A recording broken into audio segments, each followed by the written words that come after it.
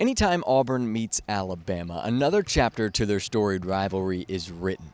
Today's chapter was called Number 1 versus Number 2, and it was primarily authored by Auburn guard Denver Jones.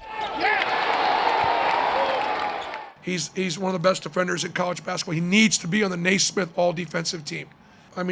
Mark Sears is one of the best players in college basketball, period. Not that he did it by himself, but he did a great job on Mark. Made his catches tough, stayed down, stayed with him in the basket. How do you stay in front of Mark Sears? Hardly anybody can. Denver Jones did. Auburn held up to a 14-point second-half lead, primarily due to the dominance of Denver Jones. Alabama made a late push to try and take the reins of this battle, but it was big shots from Tahad Pettiford and Chad Baker-Mazara that helped the Tigers outduel the Crimson Tide. Neither one of those shots was anything brilliant offensively. Chad just pulls up, kind of with the clock running down, nothing else is going on, makes a shot.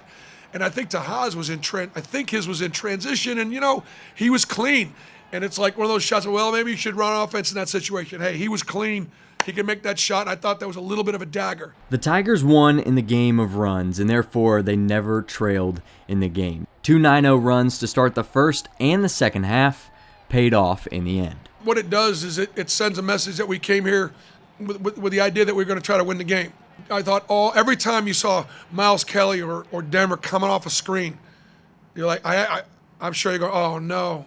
I'm going, oh yeah. With the 9-point win today, head coach Bruce Pearl made history. He became the first college basketball coach in the history of the sport to take 2 different schools into a number 1 versus number 2 matchup and walk away victorious. The first of which in 2008 as the head coach of Tennessee when the Volunteers beat Memphis. The second today in Tuscaloosa as number 1 Auburn beat number 2 Alabama.